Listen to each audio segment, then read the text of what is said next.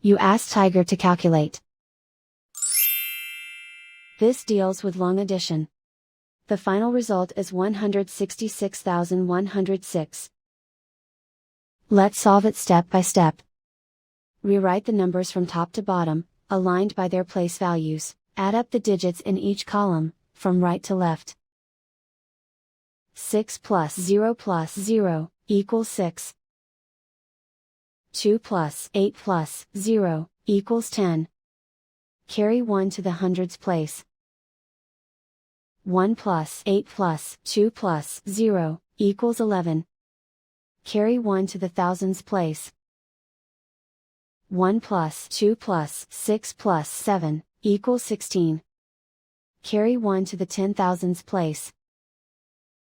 1 plus 5, equals 6. Write 1 in the 100,000s place.